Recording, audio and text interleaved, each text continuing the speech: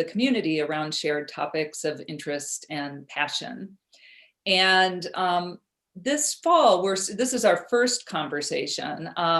Usually we will have gotten started by now, but just in kind of letting the year get going and see what there might be an interest in and a desire for, we kind of held back on the programming and decided to go with a short series under the kind of umbrella of wonder and awe. So this is the first one. The second one will be looking at people who do field work and have been doing research in fairly far-flung places, including research on the sea nomads in Southeast Asia, and somebody who is the director of dives for the Monterey Bay Sea Aquarium and literally goes all over the world diving under the oceans. And then early next year, there will be one on looking at death and dying.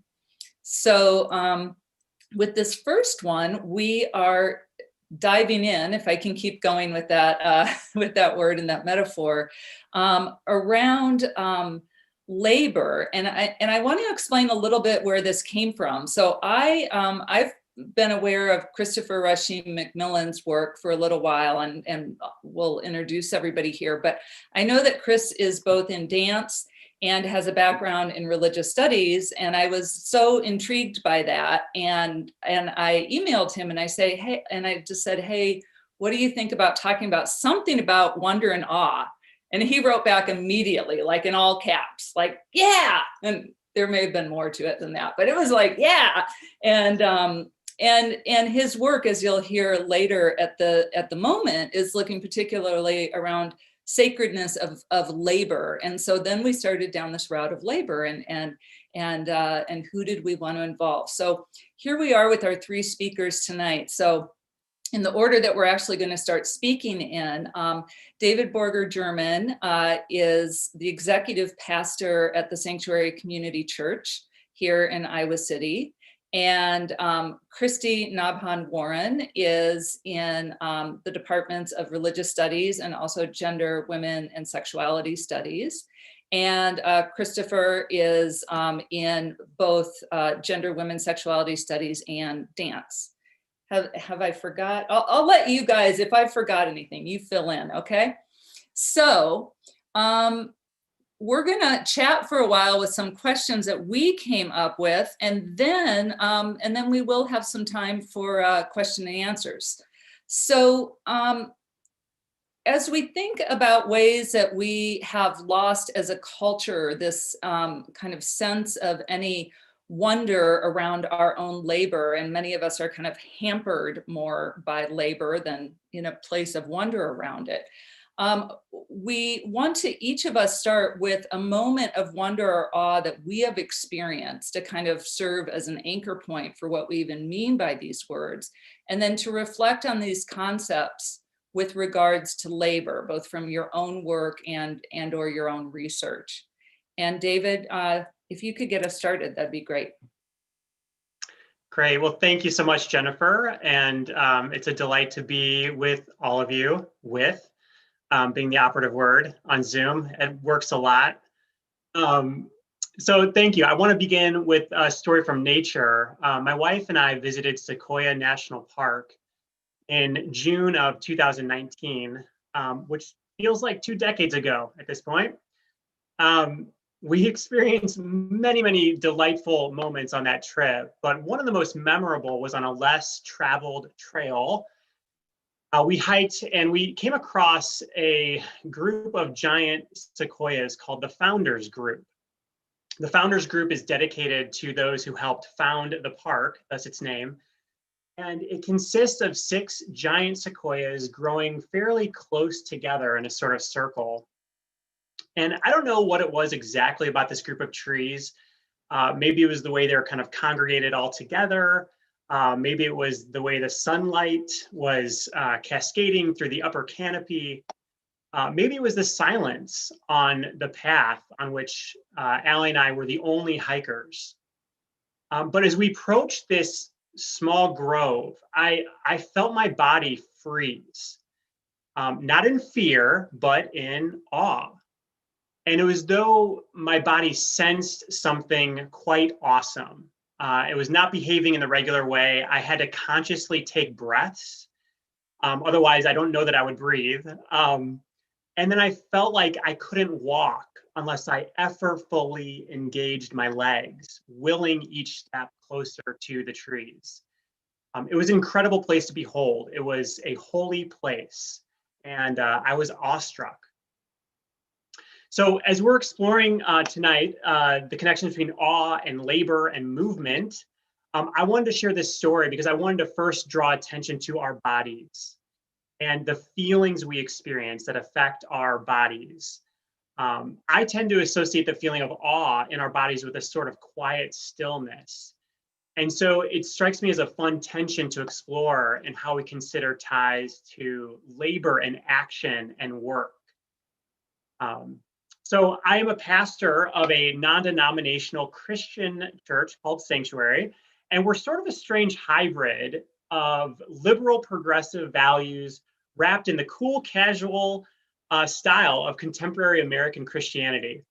I often preach in jeans and a Black Lives Matter t-shirt, something like this. And one of my roles is that I lead people into worship, which means that I am a facilitator of awe. That is my work. I hesitate to say it like that because it emphasizes the human responsibility or agency in the production of awe, as though that might be a reliable enterprise. But I do think there is a responsibility and an agency when it comes to awe. For example, I think a good, effective preacher can really help a congregation experience awe, which in the Christian context of worship, we attribute that to the divine presence. At the same time, there's something about awe that I think transcends human responsibility and agency. I cannot claim any credit for what is truly a gift, like the Founder's Grove in Sequoia National Park, for which none of us thankfully can claim credit. Now, Christians call the gift, they call that grace, something unlooked for, undeserved. And if you'd prefer a different word, we could call it creation or life. And those terms are all perfectly adequate, I think, to start to look at awe. Perhaps all of life is worthy of awe if we're paying close enough attention.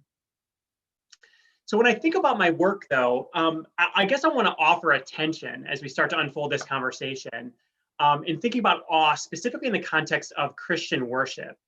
You know, there have been some studies that have linked awe to more generosity and more cooperation in the participants of the studies. And I could share a link to some of those studies. And I'd love to take that even further. I would love to think about Sanctuary as a place that facilitates awe and then helps make people generous. It leads to working for justice and liberation in the world. How about reparations, a Green New Deal, rights for workers, all of that and more. But if I'm honest, I have to look at the other side. And here's the problem as I see it.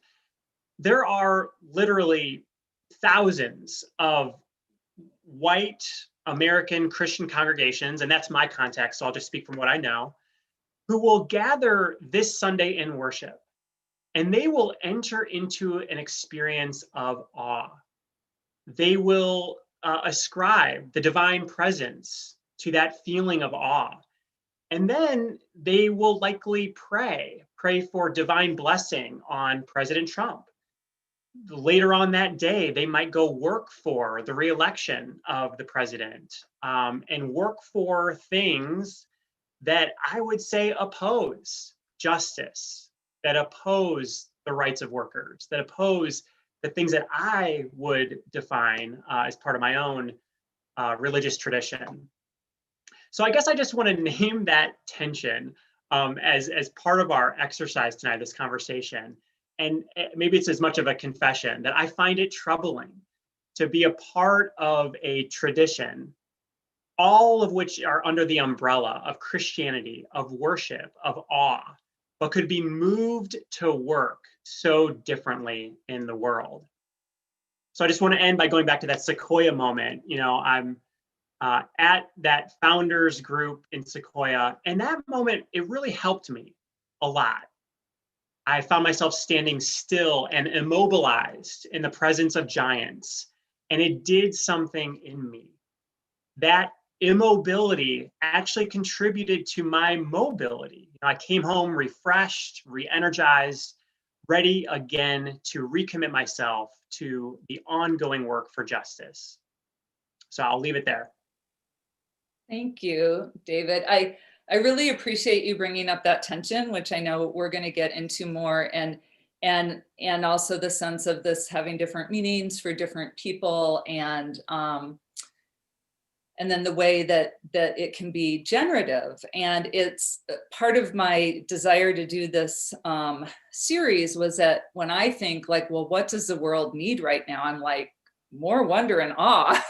And for that exact reason that you ended on. And there, without a doubt, there are tensions. And as we tried to just craft even the description for this evening, we kept bumping into all sorts of tensions, which I find fascinating. And to me, that's like, okay, this is a good topic. So Christy, I think you might be taking us towards some of your recent research and also your own sense of wonder or awe.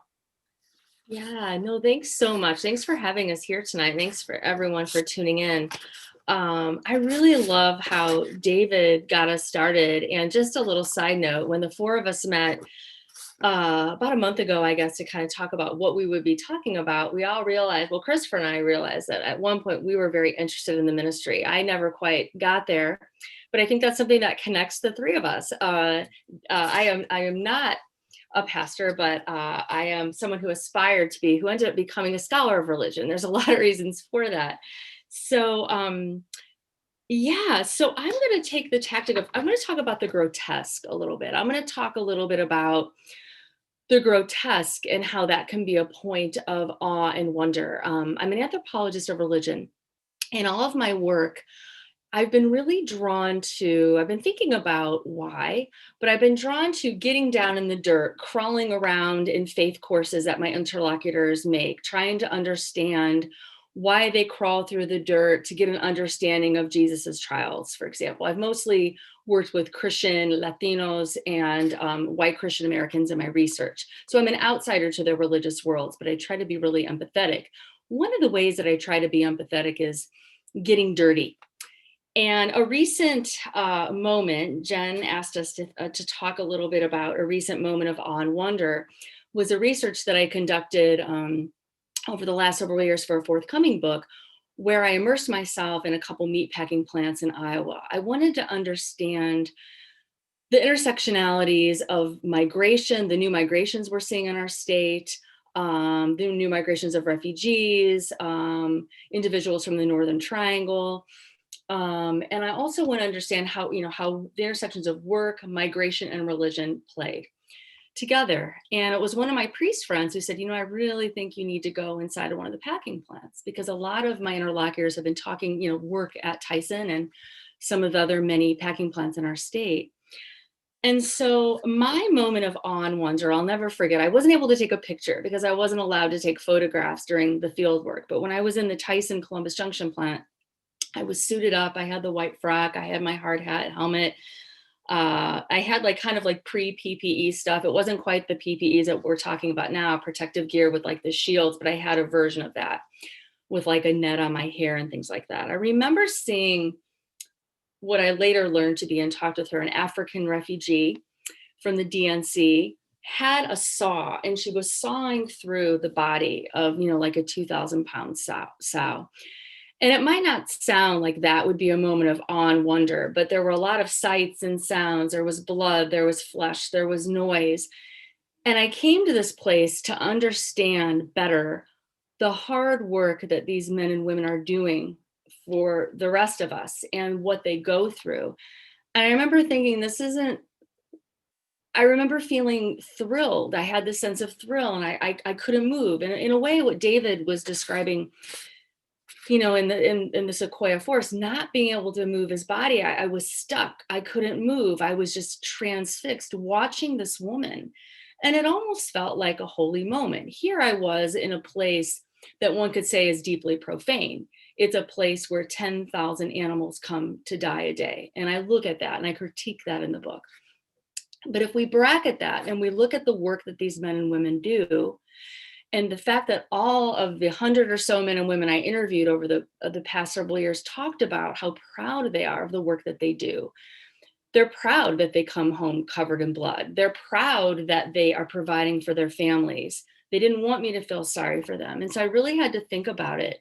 And I thought about the phenomenological and the existential realities of being in that place.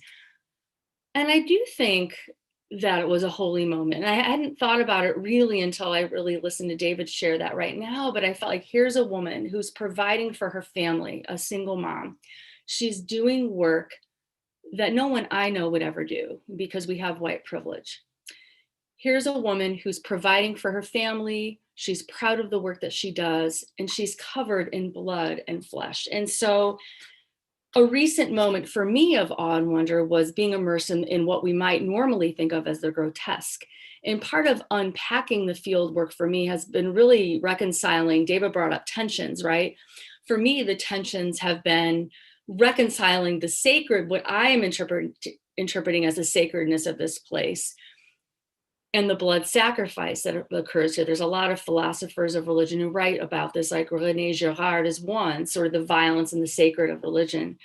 This is an incredibly violent place, but I think it's a place where the sacred happens and where religion can be at work. And I can talk about that more later, but yeah, I mean, I've had a lot of moments of being in nature, and I love David's story. I think it's beautiful. And in some ways for me, and I know it might sound strange, being in the packing plant at Tyson for the several visits I made, and then having a week immersion in Iowa premium beef, were real moments of awe and wonder for me. And I've been thinking a lot about why is that? And I think for me as an anthropologist who wants to understand the lives of religious men and women, whether they be Catholics, evangelical Christians, Jehovah's Witnesses, or non-denominational or not religious. I mean, I think that using my body and immersing myself bodily in their life worlds, what existentialist anthropologists would call life worlds, has been really important. I've had to get dirty over the years. I've done field work in a medium to maximum security prison for my last book. I got head lice, and that was pretty grotesque in a lot of ways. But by getting head lice, I know sounds really awful, but that have their prison lice that have like they're resistant to being treated because they exist in prisons, right? It gave me a deep empathy for these women and what they go through and the carceral state that I would have never gotten if I hadn't had this embodied experience, which yes, indeed we can think of as grotesque, but led to an awe and wonder and a shared sense of humanity. In this case, with these women in this medium maximum security prison in Southern Indiana, more recently with the refugees who work in the various packing plants throughout our state. And so I hope I didn't freak anybody out, but with the grotesque, I've been thinking a lot about the role of the grotesque in awe and wonder. And that's something that I'm really contending with in this new book. And I think the next project will also continue this looking at embodiment and the grotesque as well. So thanks for this opportunity. I look forward to more conversations and hearing from Dr. Christopher Rashim McMillan. So, Christopher, yeah, go ahead. That was all so very touching and insightful. And thank you all for being a part of a conversation. I can't hold the excitement. As a mover who sees the body, both the body in movement, whether that's transgressing social norms or transgressing boundaries, artificial boundaries created by states or powers, the sense of movement feels to me to be at the heart of the humanities and at the heart of the arts and at the heart of religion broadly, because our body is the tool and the medium for which we mediate our experiences. as a dancer, I find that I'm fighting against a kind of losing battle between time and space. That is, I'm working with a decaying machine that, just as I am mastering it, it is depleting itself and is breaking down simultaneously. Um, and so there are these moments where it both makes me want to think about the ways in which social factors, sort of social location, um, gender, sexual orientation, so forth and so on, impact the way in which we move through space more broadly. And for me, there is a resistance and a comfortability with failure, and that the body cannot do what I'd call extra human or superhuman things. So a moment of awe I have experienced a line in my body is tilt on tilt. So my torso is over on one part and my leg is in the diagonal, and I'm on 2 centimeters of body material, and I'm standing in alignment with my leg in the air, which is, to me, feels like a superhuman feat. Now, of course, I've trained to be able to do that, but in that moment, I feel expansive and alive and awed, and awed in a way because my body felt or tends to move beyond the sort of logical mind. My mind may be saying, oh, we don't know if you can do this, but my body is like, we've been training for this, boom. And in that moment, for me at least, the stretching the human capability of my body feels to be all-like. So as a sort of juxtaposition to stillness, movement feels to me to be like, and particularly against what we may know to be true about gravity. And somehow it becomes it reveals itself, or it becomes mobilized as an awe, because it is very hard to do again, because the body is depleting and is weaker than it was the day before. And so when I am sort of conceptualizing and thinking about, at least from my research and where I'm saying the body is the central key, and how the body is interacted with by various social forces and social powers, and that it's worth teasing apart, it's worth investigating. The Syrian refugee crisis, moving bodies through space, through time, is a choreographic act. The ability to be able to healthily navigate space during COVID is a choreographic act, and requires choreographic thinking and planning and decision-making. How to find pleasure in the effort of the body, the exhaustion of the body, seems to be also a choreographic act. And I, since my arrival at Iowa, I've been worshiping and participating in Sanctuary Community Church where David pastors. And one of the big distinctions I guess I can draw from my own evangelical African American tradition is that God is now, like he's ever present and present in my new congregation that I'm a part of too. But it feels as if he or she's tipping right into the very present, and that I could reach out and touch him or her, and that there's a sense of like, not in the Reformation a long ago, but like, I'm hungry and God will feed me today. A kind of need to rely on the body's need to rely on the divine and the sacred. And so I think that's a perfect place for me to stop. Thank you. So as we were talking through this, like in our earliest conversations, really hearing the double entendre of some of the words that we're playing with. So movement being part of what Christopher was just talking about. And I love the choreography of COVID, when you're walking down the sidewalk and your neighbor's coming one way and everybody all of a sudden, does this like this new COVID walking dance.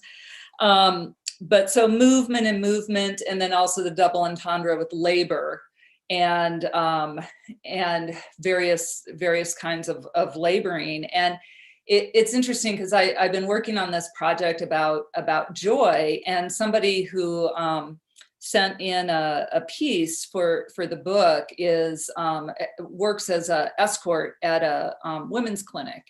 And she sent this photo where she's got this big rainbow umbrella, and she's got, there's definite like joy in the moment and working with these people and so on. But she's also like, it is a labor to be here. It is taking my time. It is me being out in the cold or the rain or the heat. And it is labor that is taking me away from a different labor. So there's all these ways in which these words collide and intersect. So each of you is involved in social justice activities. And so share your experience, please, about this being embodied work and a form of labor. And we don't have an order here, so whoever feels like coming off mute.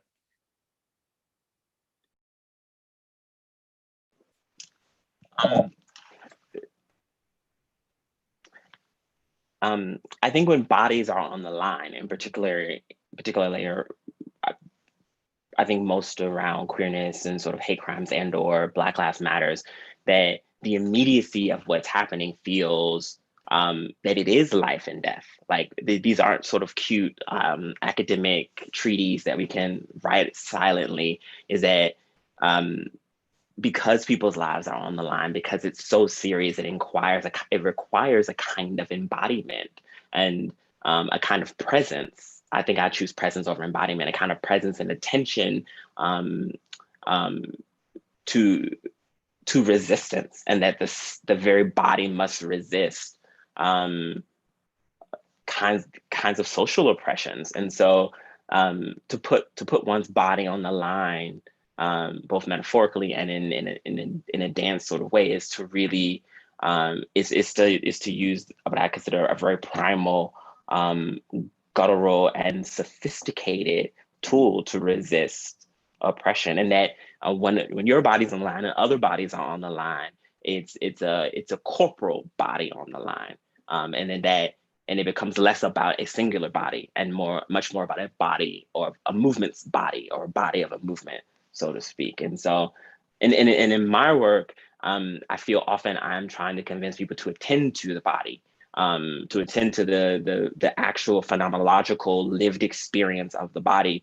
You don't need a new proof. You don't need a new citation. You don't need nobody else's book. How you are experiencing it is indeed the proof and the reality of it. Yeah, I would love to pick up on what Christopher just shared. So it's a bit different this semester, but over the years, I've been taking students to the Catholic Worker House here. And just a shout out to Emily Sinwell and David Goodner over there and their crew of amazing workers. I've long been a fangirl of Dorothy Day, and I got to meet her youngest granddaughter, Kate Hennessy, when she came to campus a few years ago, and I was seriously fangirling. But what Christopher was saying, I mean, I think for me, so in these classes that I teach for gender, women, sexuality studies, and social justice, we can read. It's important to read about social justice theory, and it's important for the students to have the background and to get the genealogy of so many humans who are doing this important work. But it's another thing, and I think it's a crucial next step, for the students to go buy some food. We go as a group to Costco and we buy the food. We go to the worker house. We spend an afternoon there. We cook, we clean, we sit with the guests. For many of the students, the first time they've talked to a homeless person, right? Or talked to a refugee. And I think it's a form of witnessing, right? And it's a form of embodied witnessing. It's a form of presence. And I think that's been the most impactful, not that the readings aren't impactful, but I think that, taking it the next step and immersing the students into the life worlds of folks who have been forgotten by society, have been spit on, who have been shunned, is really, really powerful. And I'm teaching one of the practicums this semester, and it's taken a different course because of COVID. So the students are mostly doing their practicums online, and we're really feeling a sense of loss because of, you can do that. We've talked a lot about how does one do the work of social justice in a time of a pandemic, because I can't require the students to go to the worker house, and I myself am not going right now. And it's hard, right? It's hard. But I'm already gearing up and looking forward to hopefully next fall where we can do this. But I do think that physical presence, the making of meals, the being present, and the witnessing, the embodied witnessing, is such an important part of, for me, for pedagogy. And it's what's probably one of the most meaningful parts for students, at least, of the class, when they actually get to go there. And that's when they really also get their white privilege. They really get it in ways that maybe they didn't before when we were reading the theory and the text. So yeah, so just my 2 cents on that. Yeah, and Christy, thank you. And I appreciate you using that word witness. I was thinking the exact same thing as I heard Chris reflecting. It's about, I think, having that presence, that immediacy, the proximity to that which you are witnessing and what happens in the midst of that proximity. So even your story being in the meatpacking plant, Christy, that proximity that you were able to, be in, that allowed you access to that experience. I'm thinking back to a couple things just real quick. Poor People's Campaign is a national network, but I was part of the Iowa one. And one of their key strategic programs is to do a hearing, which is simply creating a space where the people most impacted by injustice share. They share their story. This is what's happening to me. And just that showing up, having people hear, having people speak, it's powerful. I mean, it's a very, very powerful exchange that happens in those spaces. So that was powerful for me. And then just shout out to the Iowa Freedom Riders right here in Johnson County in Iowa City, who I think have really led the way throughout the summer and continue to in the kind of work we're showing up, being embodied, and then providing a platform where those most impacted by local injustice have a chance to name it and talk about it, and then create demands out of that work, demands that I think could be very life-giving and fruitful for our whole community.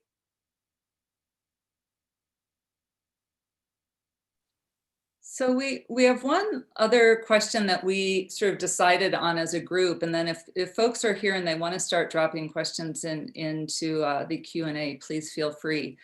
And this question gets back to some extent, David, you talked about that awe in the Sequoia Grove, then refreshed you and refueled you, to go and do certain kinds of work. But then there's this tension between who gets to do what work. And it was interesting so part of my work at Obermann is whenever we have events is trying to find an image that will go with that event. And I really struggled because there were either images that like completely romanticized certain kinds of labor, or that that were almost, you felt you were invading the person's space by looking at it. And the image that I ended up using, I found intriguing. It's a photo that Ansel Adams took during the Japanese-American internment during World War II.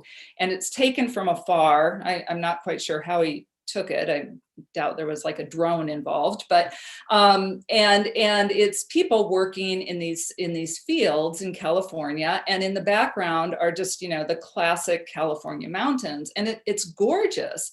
And in this day and age where we spend so much of our time, some of us, behind computers, it's compelling. It's a compelling image.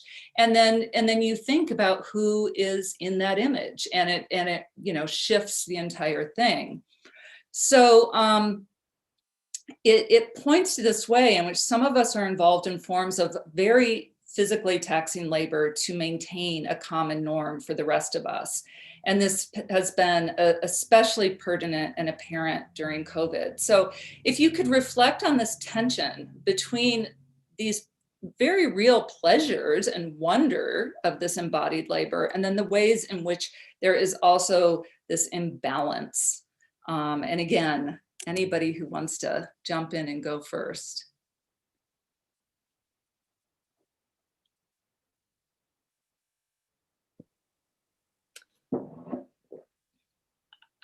I feel like I'm talking too much, but Oh. I feel this so deeply, Jen. I have the privilege, I can work from home pretty much all year. I can teach online. My friends who work in the plant don't have that privilege, you know. The Burmese, many of the Burmese families who work at, so Tyson in Columbus Junction, I think I can share this with you. I think it's public domain. I don't know, hopefully I won't get anybody in trouble, but the reason why the Tyson plant shut down for those 2 weeks wasn't necessarily because of the altruism of the CEOs and CFOs who are, you know, I know these folks, you know, I think they care about the workers, but they needed to be prodded. Workers literally just stopped showing up. Burmese families are like, wait a minute, you know, think about it, right? Refugee families tend to live in, you know, multi-generational homes where COVID could spread very, very easily. And these are families, you know, Latino families, Burmese families, African refugees families who are like, we're not going to take the risk. We'd rather not get a paycheck for 2 weeks, right? So the churches, the local churches, religious organizations, there's an interfaith group with Catholics, Pentecostals, Mennonites, and some pastors even from outside of Columbus Junction, you know, had a big, you know, food drive, and they, you know, took food to families. And so it was a real community effort. But here are like people who are, you know, it's already very difficult, dangerous work to begin with. And I certainly don't want to romanticize it by saying I had awe and wonder, which I certainly did, but this is a really difficult job, made more difficult with the spread of COVID, right? And so these are folks who just didn't take a paycheck for a few weeks, literally forced the hand of the corporation to install the plexiglass shields in the lunchroom in between workers who have less than, you know, 3 feet in between them. And so it was the workers, kind of going back to, you know, David bringing up workers and, you know, workers taking charge. And so it wasn't altruism of the company. And I think a lot about big corporations and how in my white, liberal, educated world, I mean, we certainly have our complaints, right? And we have systems of power. But, you know, when I think about my friends, my interlocutors in Columbus Junction, in Tama, Iowa, at Iowa Premium Beef, I mean, these are real dangerous systems of power that they're coming up against, and they don't have a safety net. And the safety net oftentimes are local religious leaders who have stepped up, folks like David, you know, right here, our very own David, who, you know, step up and do the work and who do the witnessing, you know, the hands and feet of Christ. And so I see that, you know, I see that, and I see corporations, and I see, so I'm really struggling with this. I'm struggling with, you know, my own white privilege in the midst of coronavirus, the fact that I'm not doing the hands-on social justice work that I normally do, but trying to do it in other ways, you know. But yeah, it's a moment, I think, really, for me at least, to be self-reflexive, to really recognize my privilege and to try to do even more about that. Yeah, so that's just, I'm really glad you asked. That's a really great question. Thank you for that.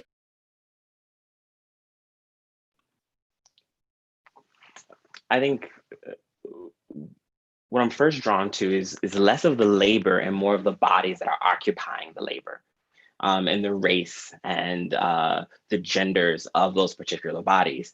And as much as I want to concentrate on the effortfulness of it, the sort of stratification is not all labor is equal. And in some ways, particular bodies are vulnerable and are disposable bodies. And so, or perceived to be disposable bodies. And so I'm particularly attuned to the ways in which race has a way of both dehumanizing, or let me rephrase, not race in and of itself, but the ways in which structures of whiteness have impacted brown and Black bodies have a way of dehumanizing those bodies. And so the to be in inhumane conditions like a meatpacking plant and to be treated inhumanely have a connection between both the way we treat animals and the way we treat people who are thought to be different from us. First and foremost. So there's something there that tingles for me. And I think the sort of piece around Christianity, as a practitioner myself, I find that if I'm around everyone and we are all sort of in agreement, I'm often in a disagreement about the agreement, because in some ways, when I'm thinking back and just generally about scripture, it's wash feet, it's do this, it's give, it's directives, and it's an embodied directives. If one can believe that a half divine man is walking around healing people and raising the dead, if that's your jam, then from that very place, then it's a call to the body, and so you know less about humility of feet washing from an ocular reading of the text, and you know a whole lot more about it when you wash somebody's feet, and particularly if their feet are not clean, then you really know something about humility that cannot be taught from an ocular reading. And so to circle around, to echo David's earlier sentiment, I think several white churches are praying fervently and are like aligned in this thinking that is not actually connected to the humanity of people. And I'm often reminded of the Dutch Reformed Church participation in apartheid, is that a church can really be wrong and can be heading in a direction that's not healthy or godlike, and convince everyone around them that is a truth, and particularly if it benefits you.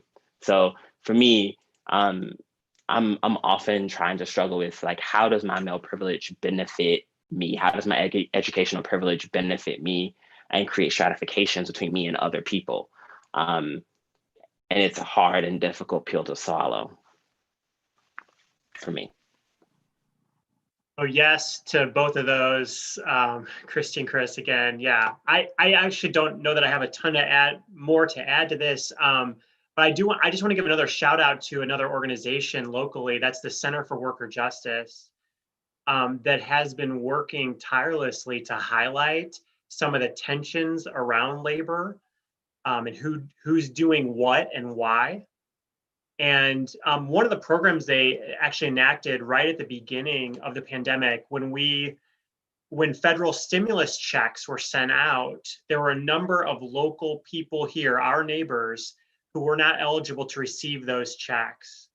And so the Center for Worker Justice asked for those who would receive stimulus checks who really didn't need it, because they were in jobs, in work that continued, that they could then gift those stimulus checks to Center for Worker Justice. All of the funds would go directly to families impacted who were not eligible to receive those stimulus checks. But this type of program, it does not change the system, but it does address some of the imbalance. So I love that idea, and yes to that idea, yes to then changing the systems, right, that make those imbalances real in the first place. I'm really glad you said that, and it brings me to the title that Jen imagined for this, Little Resurrections, because I think sometimes it does get overwhelming. It's like, oh my God, there's these entrenched systems of injustice and imbalance of power and anti this, and I think, you know, my students and I talk about this all the time. One of the students in my practicum right now contacted an agency because she knows there are a lot of homeless individuals who have dogs, and the dogs are cold now. And these homeless individuals, you know, their pets are their family, and they keep them safe and warm. And so she took it, Madison. She contacted a place out east that makes coats for dogs, and they sent her a big box full of coats, and so she's providing coats. And so we talked about, sometimes it's the little things that can mean a lot, and that's the praxis, that's doing the work. And so I'm really glad you brought that up, because I think sometimes I find students, myself and my students here, get so overwhelmed because we feel like we're not doing enough. And so that example that you gave from the Center for Worker Justice is a beautiful example of, I don't know, of so many beautiful things that it makes me want to cry. And I see this with our students. I see our students doing these things constantly to make a difference. And that gives me hope. I did notice a question down there about the election cycle and Yeah. on Oh, whether I think about I see my students and the amazing work that they're doing. They give me hope. You know, my children give me hope when I start to get really down about things. So yeah, thank you for sharing that, David. That was great. Yeah.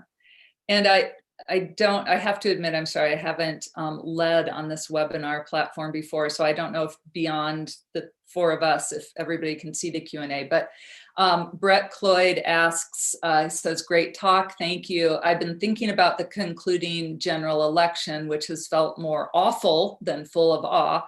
Do you have ideas about how these ideas of awe and wonder and work might fill the post-election period?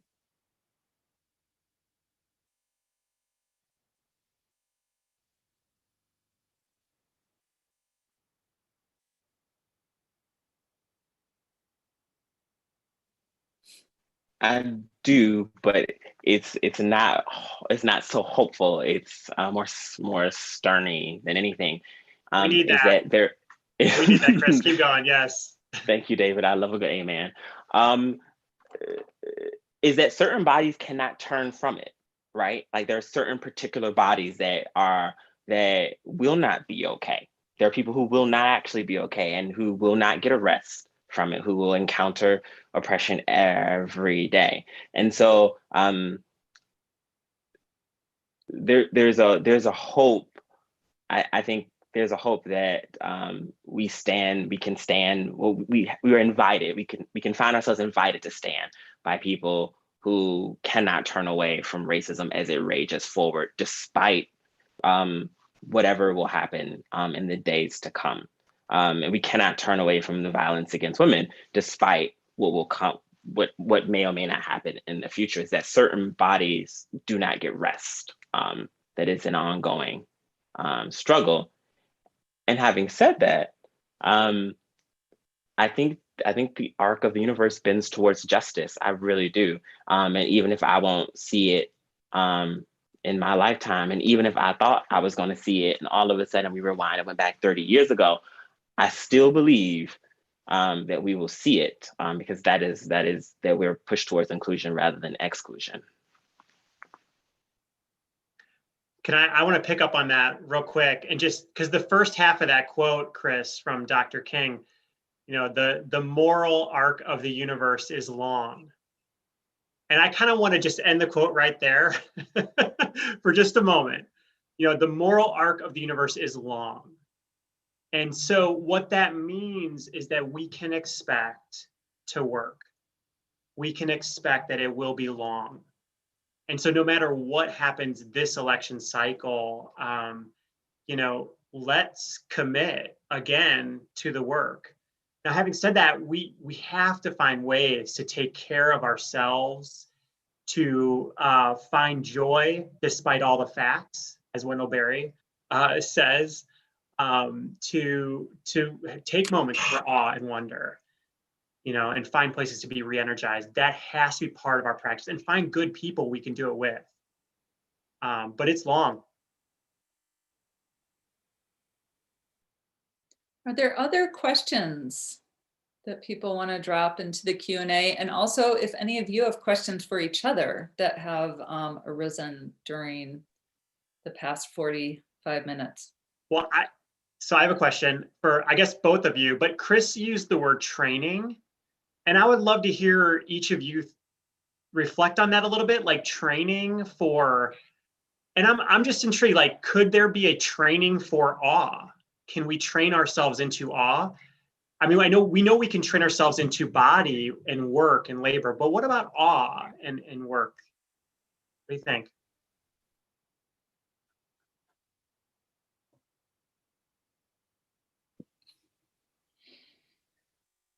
I think so. I move around a lot and I'm kind of impatient. So I don't think I'm the best case study. But when I did attend Quaker meetings, I think the Quakers are really good at this. I think the Quakers, my friends, capital F friends, the Society of Friends, right, in West Branch, um, my takeaway from my time going to Quaker meetings was that to take joy in everyday things. So even if we're washing dishes or we're cleaning up after our kids or we see a bird outside, I try harder to slow down because I'm always moving around. I drive my family crazy. I don't sit down very well. To really think about some of those Quaker readings that I had read. John Woolman, for example, some of the early, founders of Society of Friends, and slowing down and taking time to notice the everyday things. Whether it's a bird on the top of the tree in the backyard that my husband and I, when we drink coffee, we see it on top every morning. We feel like it's there for us. Or when I take my dog for a walk every day and we see new squirrels and groundhogs, I get really excited with her. So trying to sort of be okay in the moment and focusing on, again, it goes back to the body. All these things I'm talking about are embodied. So for me, rather than seeing like doing the dishes as drudgery and as a chore, I have a beautiful look into my backyard. And I think, God, I'm just so, thank you, God, for this beautiful backyard and for this day. And I'm so grateful that I have dishes to wash and food to eat. And I'm really grateful. And so for me, it's been slowing down, focusing on the things that my body does, and almost like seeing a sacramentalism there, to use kind of like that kind of idea, the sacramentalism of work. For me, understanding that more deeply has led to, I think, experiencing more awe and wonder during a really difficult time, right? COVID, we're all really suffering, right? I mean, in our various ways. So yeah, thanks, David.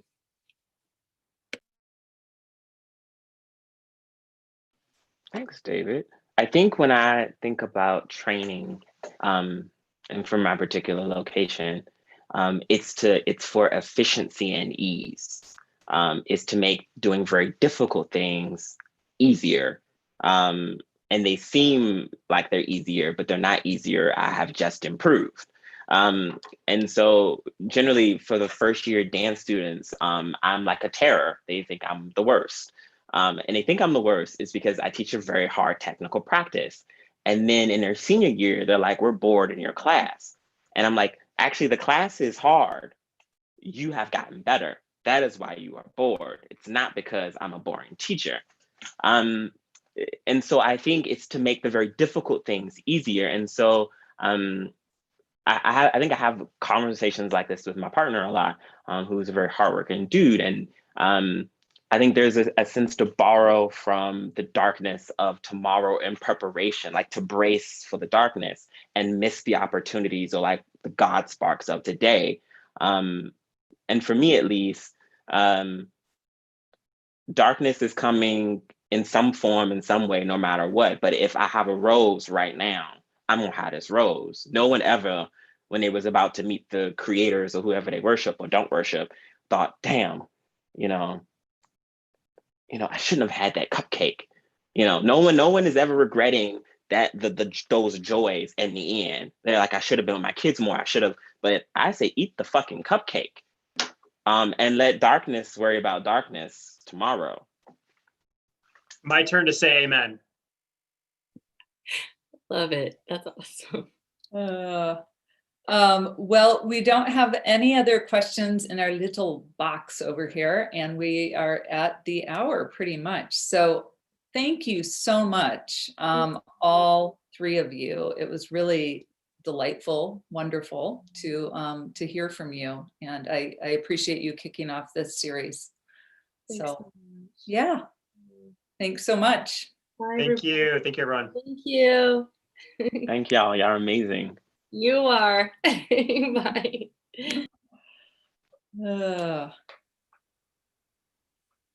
Thanks, everyone. David, could I talk to you at some point? David Berger, German. Oh, absolutely. Yeah. Okay. No, we don't need to do it right now. It's fine. should I just email you? It seems like you respond quickly and you're on Yeah, it. yeah, I'm pretty accessible on email, and we can, yeah. Okay. Okay. Awesome. Great. Thank you. Yeah, great. Okay. Thanks so All right. much, Jennifer. Yeah. It was a pleasure to do this. So thank you. Yeah, I really appreciate it. Okay. Cool. Okay. Have a good Jason, night. do you need anything from me? No, we'll be in touch. Okay. Appreciate it. Yeah.